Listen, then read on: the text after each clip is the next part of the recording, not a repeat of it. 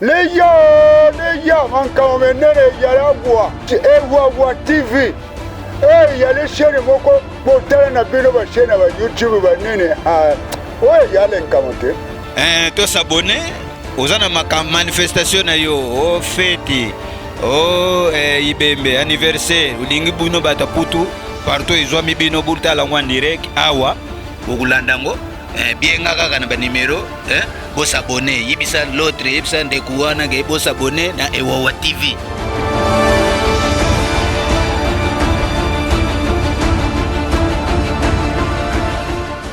Tata, maman, yaya, elenge, s'abonner na Ewawa TV. Ewawa TV, chaîne Oyo, Etonda, Bilengi Ngeli. Elengi ezali awane Ewawa TV.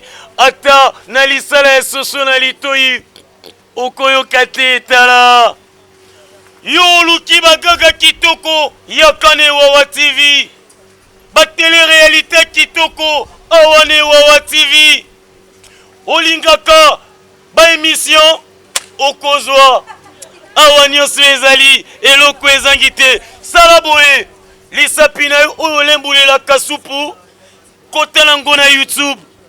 Et si kaba komina roujoana s'abonner Dobika. Mbote Nabino Balandia Ewawa TV. Équipe technique Nabiso ekitaki sur le terrain et pas yuapi ekene kokutana na moyembi monene ya RDC na kombo ya frère José Nzita. Nake Nabino musika te na profiter kopesa mbote na ngai pa ya mama Asitu Luketu. Et pas ya maman Omega la grande. Nabosanité Padou Mandiangu prêtre. Claude Nzende Motema ya maman Jetou Mawete. Pourquoi pas na maman Sandrine Nzoka na États-Unis d'Amérique. Tolanda Tozonga Sima. Il n'y a pas de souci. Voilà, je reçois pour vous l'homme de Dieu, chantre de l'éternel, comme j'aime dire, Papa José Nzita. Donc aujourd'hui c'est le 18 juin 2020. Je sais pourquoi, je viens de préciser la date. Donc ça fait plaisir à tous nos téléspectateurs. On est ensemble, il n'y a pas de souci. Bonjour Papa Nzita. Bonjour Jassi, bonjour à tous les téléspectateurs, bonjour à tous les internautes. Nous vous aimons et ne zappez pas parce que nous allons passer de très bons moments avec vous. Ne zappez pas parce que quelqu'un aura un plus aujourd'hui. Merci, quelqu'un aura un plus aujourd'hui. Ça, c'est notre papa José Nzita. Ouais. Alors, papa José Nzita, l'autre côté, on a résidence. Tu es plutôt sur la penza. Nous avons bandi, nous avons un vocal moko. Betu Vanda, Kintoadi, Samu Betu Tunga, Boala. Nous avons na Congo. Betu Vanda, Kisika Mosi, Betu Kala, Kintoadi. Tango akokabwana esili ekomi moto na moto amema libanga na ye pona kotonga Congo.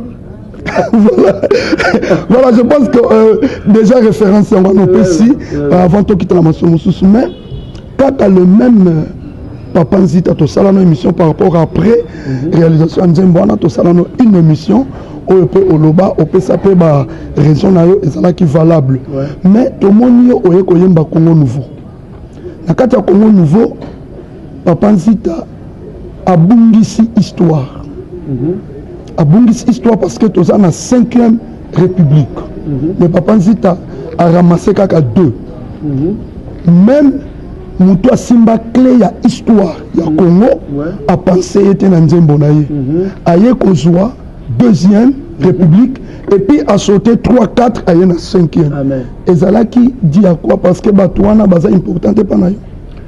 Non. Beaucoup misanga politicien te bande konangai. Si on a ça allusion à président je suis devenu un politicien. Je ne suis pas là pour citer Babiloko Batubasala. Pour ce que mérite la présidence de Basali, c'est dans le Nzembo ya Congo, Congo mérite. On peut ça Congo mérite. Nzembo monsieur Zoya peut-être, on va ça la Congo mérite. On a ça la Sukoyo, Congo, na ça la Sukoyo, allusion, n'a bien fait le président Moko, les gars na Congo. Tout le monde na Congo, oyo aza utile.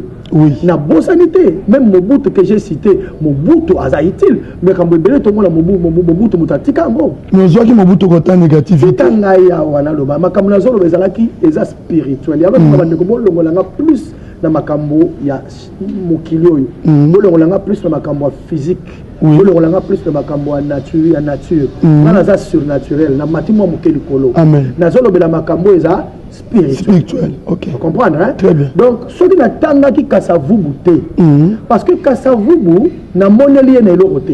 Il est seulement un président qui a à côté de son amboka oyo, il a tapé son indépendance, tout ça.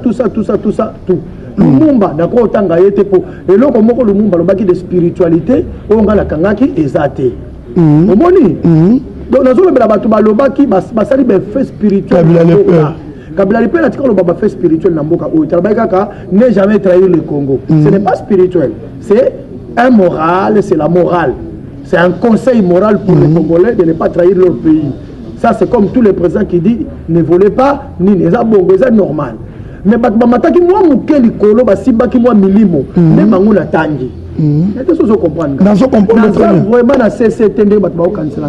Je ne suis pas la Katia Assemblée nationale, oh Mobutu, oui, on a bien attendu à Combo. Papa Joseph Kabila, Patika Yabidimbo. Pas si ça bidimbo poignet.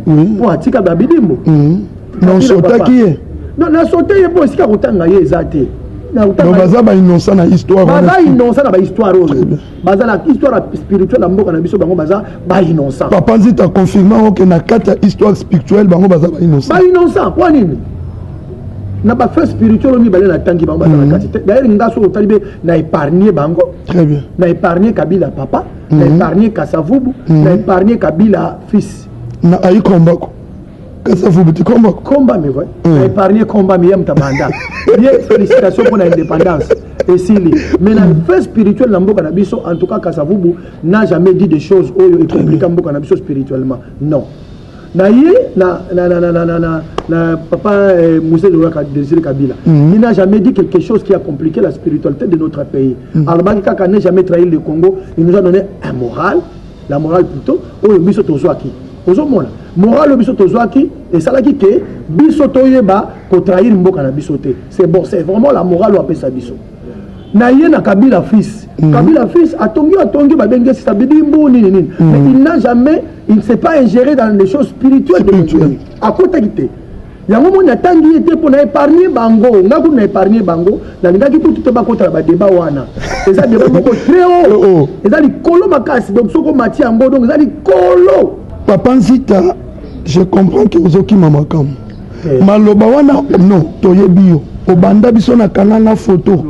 Et ana lisese moko te to histoire moko Bible yo kolemba na koyemba. Amen. Na ba mélodie tout oza. Mais awa sikoyo awa to yoka ezande ozanga ki mélodie ya koyembela ngo tika Mobutu yemo kwa loba. To na kata texte na yo osuka ki. Omona ki moyo ko tsango na mélodie ezate po awa Mobutu yemo ko muto alobi yo te. Okimi makam. Na illustré mon gongo wana. Très bien. Pour battre mon ateke na koselié makam. Merci. Omoni sikolo. Na illustré mon bout ba mon apena na sika lobaki yango na teni ala taki na isika za kolo bango. Na sali bongo pour nini? Pour na éviter battre ba lobaki na koseli Mobutu makam. Nous devons marcher à fond. Même s'il faut conclure les accords avec le diable, pour la paix du Congo, rien à faire. Mais ce que vous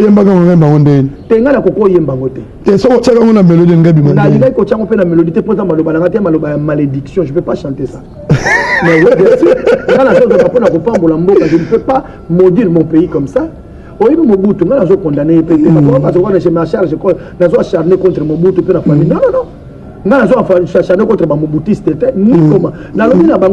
Si Mobutu connaissait vraiment la parole de Dieu, tant que je suis côté. Très bien. Tant que je suis dans la Bible, il y a un fondement. Mais oyo baye ba associé bino basala nzambe bolié bango mbongo bomemi bango na lumière à parole te c'est que yé père neza normal yo kanga ce qu'on a bisala batu na batu ba tirer ba conséquences na derrière na bango na nzembo oyo. Très bien. Ce que zalayi ke Kabila yaki bongo ba memaki na nzela wana te ngana ko condamner batu te condamner mutu bango moko ba miteya nani yango akendaki te nani yango apesaki te nani yango alakisaki te bango ba miteya. Moi je chante batourner tout ba tirer ce conclusion la série n'a pas ni les alaki boyete est-ce que nazaki mayele était à comprendre makambo na le bien et ça coûte makambo calcul tégenci Dieu fait il se révèle à qui il veut. Merci. Nzamba se révèle à la moto ya lingi. Peut-être makambo to zongi sana nukabila po abandela ye pa zongi sa makambo te. Ato zongi si mayele wana ta musoninge boya. Eza makambo nzambe asali na ngondenge alingi. O nzamba lingi nde aye osala on a tout la fati. Eza na ngo zuwa te. Même ata ye moko fati ta muso azo sutuka makambo asali. Ana mvute na molimo nzambe. Emso yebi le côté makambo osala. Bon ça va ça. Papa Nzita c'est là. Vous avez parlé maintenant, il y a président actuel. Mais Nasuka Obeti c'était Fati Béton. Fati Béton. Je ne sais pas. Ezaka Kanakati y a révélation. Towana moi flatterie Koti. Non, flatterie, Ezani. Mouta flataka alobarelo te. Mouta flataka atala rappel moudute. Mouta flataka atala ram. Wadaje ayebite. Oleki bango. Yo leki Yezu. Voilà la flatterie. Aza même pas de fondement à yebi pété le roté. Mais t'as la peine d'abino moro vraiment ba congolais ata bino moro vraiment. Bananze mbo bandaki, botali quintessence nango, botali maté na tel botali exemple. Vraiment oyo eza fruit à révélation té. Eza fruit à travail té. Eza fruit ya nini ya musala ya mututé. Eza la flatterie vraiment. Je regrette ceux qui bozo kanga on na flatterie. Koloba Fati Béton, pourquoi tu ne peux pas couper sa moto mérite sans reconnaître. Nous avons Lelo Makambo, tout le monde on zamba sali na président Fati. Nazela na ye, ye azalo kwa net kaka instrument on zambe a utilisé. Très bien. Natango kala na yebi, ba maman bazako yemba. David a tué 10 000, Saoul a tué 1000. David a tué 10 000. Ça va y avoir ça va mérite. Mérite. Et ça le David Béton, Fatis nani nani Saoul sokini. Mais David Béton, on a tiré 10 000. Il béton. Donc ça quoi y a bon la Bible David a dit boy. Vous avez bah ça là qui va différence on a pour nous aujourd'hui. Qu'est-ce que les Congolais attendent aujourd'hui? Les Congolais attendaient la délivrance totale de son pays. Amen. À sa cause de l'amboka d'abord spirituellement et fondamentalement. Nazo soit solo. Mutu na vie encore vivre malamu te na mabele awa soki spirituellement akangama. Très bien.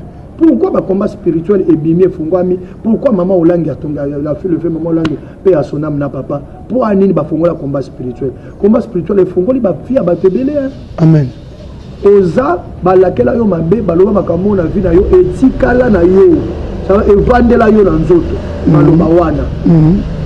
Partout ozokende molimo wana ezolanda yo ato zui musala ba demo wana bazosani combattre ngo moyen vivre wala muna sa mabele wa exact d'où faut cela ni 50 ans de révélation côté na monde spirituel boma biloko wana to kabwana na bango kata basinga wana to za ba lien en famille olongoli basinga wana après kolongola basinga wana ndoko mona même na vie spirituelle na yo boye ba na vie sociale boye ko tambola malam. Congo kobanga te kalate ozo sepela eza parole prophétique ou bien eza juste au compléter message. C'est une parole prophétique. Depuis kaka ba pesa Congo na maboko ya Nzambe, Dieu a pris contrôle ya Congo. Est-ce que bike lobi bato bazongelo se ba sepelité? Bato ba sepelité. Amo ke Nzamba za lokuta. Yango nabi. Nga lobi boy. Papa oyebi ko za prophète. Bien sûr.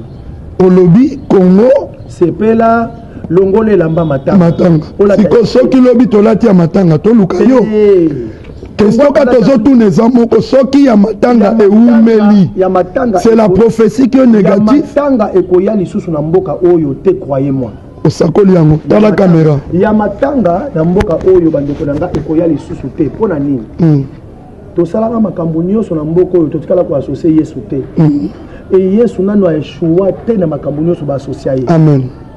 Jésus-Christ n'échoue jamais. Azanzambe y a ba œuvre inachevée. Très bien. Dieu commence et il achève. Il est le Dieu du commencement et de la fin. Moi zita non. Moi zita j'ai dit. Le kola mokonzi mboka pesa ki mboka na mboka nzambe. La Bible dit. Quand vous élèverez le Fils de l'homme, vous connaîtrez qui il est. Ça veut dire Nzamba la kisabiso maintenant il est qui? Parce que biso to pesier place na mboka oya kambango. C'est ko Nzambe yo la kisabiso wanani na mboka. Merci, c'est frère José Nzita. Donc, je vais dire prophète de la nation. Il faut accepter parce que on voit par rapport à votre prophétie, maintenant ne l'ongwete bandiko kita toze la sko omoni matanga longa banana mutu déjà na côté longi déjà tout le monde savait longi déjà l'idéologie ba dolongwa déjà na idéologie tango longwa longola mbala moko bakanisia kolobaka mboko toteka moto ka mboko to ba subilo kwa ndengo na te déjà et puis matanga c'est sili lo ba suzi to koloba sute ko mboko bonga sute longola da bamboko makambo wana plus ozolo bango lisusu te plus ngolo nzambe sani ezokita. Voilà, merci, c'est notre papa José Nzita, Totolo Baloembo, il y a Congo, il y a un décortiqué, Chikoto Koti, na Banzembo. Oyebi, papa Nzita, na Msuna Banzela, na la déranger pour nous. Amen. Donc, il y a un passe. Msuna Bisanga, mais combat, a commis kaka koyemba ba jeton. José Nzita, mututo yeba. Jeton? Oui. Abongola motema kala. Et puis namboka oyo atambwisi pe liloba nzambe na mikili ya poto pe na Afrique bato babongola mitema na banzembo na yo e bato mususu lelo pafu bakoma ko regretter koto komo kendine to komo lemba. Je ne suis pas maudit. Donc le frère José Nzita il était maudit depuis album Nebanda azalaki na ye un homme oyo aza maudit. Or bino botanga Bible bolobi on donne ce qu'on a. Donc banda na moseka ti na album ya lobiawa papa Nzita ndoko transmettre biso malédiction.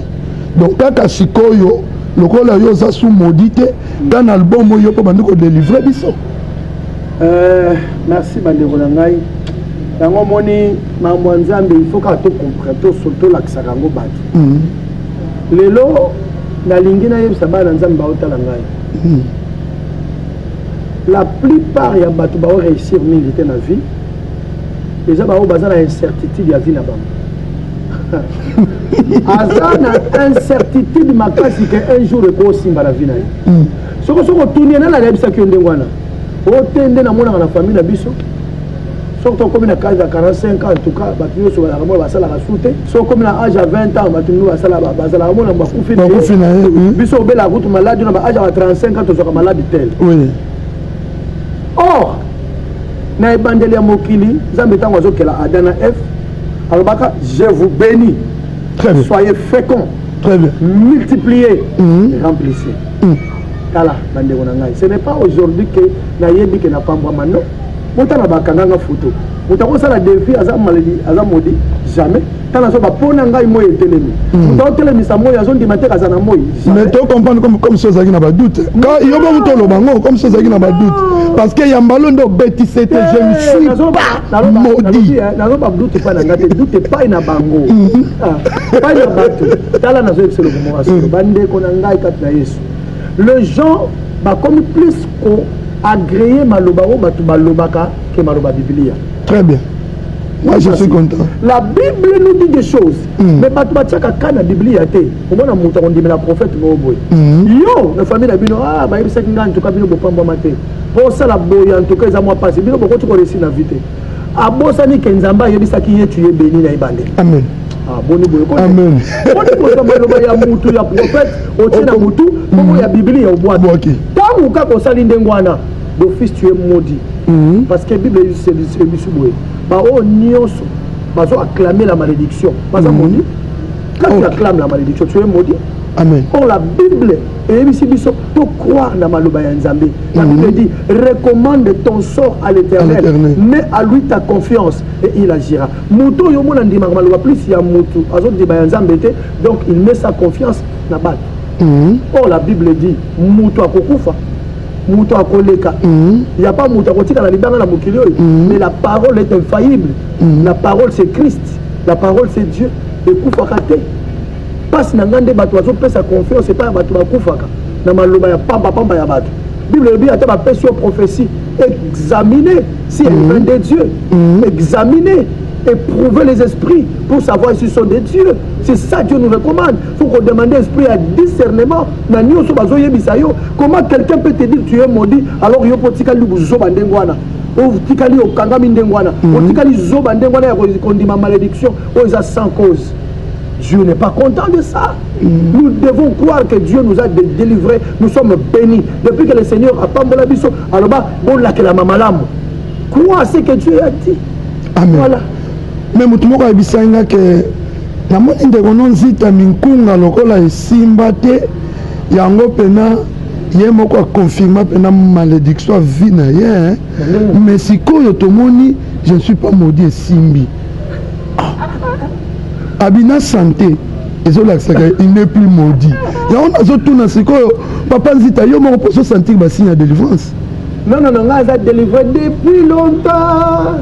On a délivré le loté, on a délivré le loté. Mais on a délivré Bandana Yamba Yesu, Polo et Mobix. Bassigne, kaka. Non, le signe était là. Oui, Nzamba Kopambolo d'abord spirituellement, mais matériel est noté. Mais bah signe à délivrance. C'est ça l'exercice. Signe à délivrance, c'est ça le bosson 1. Pour te reconnaître Nzambe pas au pesa yo Nzambe et Kangolio. Nandimi. Mais oh il y a yomoko physiquement. Tout ça l'exercice. Chabo. Ça le bobo. Nachebo. Oh. Nachebo. Tes amis. Oh, misita. Papa Zita, tu as le bon goût. Oh, et ça ni. Oh, misita. Nandene. Te oh misita. Vefie mi sapina. Te zom sa. Oh, on a pas. Vefie mi sapina. And bag out. Bag ça ah. C'est votre zo aminkunga to mono. Mais ça, on a dit, mais ça bien fait. On a bien pour la tunique. Quand on a dit, moi, on a 5 ans, on sait que ça y est, est-ce que moi, on a 5 ans pour balle. Ça, bon, mais la tunique, parce que le lobby prospère comme l'état d'autonome fait quoi? Prospère. Moi, je le sens que mon papa Nzita est prospère, il est béni. Et la chanson me confirme, je ne suis plus maudit, je suis maintenant béni. Maintenant, comme la physique aussi a ses effets, oh, yelobela comme mon limo. C'est pourquoi pour moi, pour acquiser la bénédiction de notre papa Nzita, je vois la santé, mais je ne peux pas exposer ça. C'est pourquoi on a signé le bon papa Nzita. Mais ça, dans cette mission. Et là, comme on a connu Bissayo Jansi, partout on s'en tambola dans mon kilo. La bénédiction n'est pas le matériel, n'est pas aussi le mariage. Mais ça fait partie. Non, attends. La bénédiction n'est pas le mariage, n'est pas l'argent, n'est pas le matériel. La bénédiction est tout d'abord spirituelle. Très bien. Quand quelqu'un n'est pas béni spirituellement, ce signe de bénédiction provient de la spiritualité. Là, quand même, j'avais raison. Donc, on a raison. Non, quelqu'un peut être béni longtemps, pendant 20 ans. Mais la réalisation. Réalisation, n'est pas béni et il y a qu'après. Ok. Voilà, donc il faut dire que, comme on a monté, on soit balé ou bapambola, mais non, il y a pas de bala, on souffrir, bapambola, mais. Et au moins, ce que tu as dit, pamboli, pour nous, tu as dit au senti, il pamboli, pénétre. Et dans la lingaille, c'est ça à moi. Que bénédiction est mata et en tout cas ils ont mata attends bata télévision voilà amis téléspectateurs, c'était notre papa José Nzita. Nous sommes pratiquement à la fin de cette émission.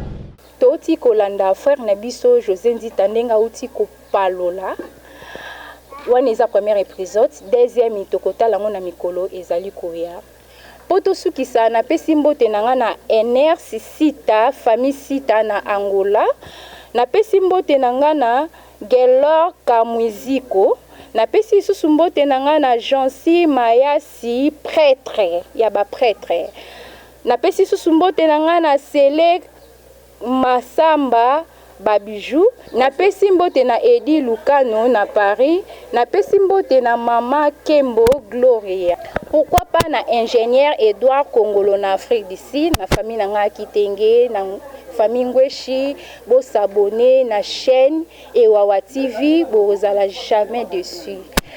Ezali ngai wabino Audra Ngweshi Kitenge na tombeli bino journée malamu tokutani barasima bye. Maleki malamu ke kozala moko oyaka tosangana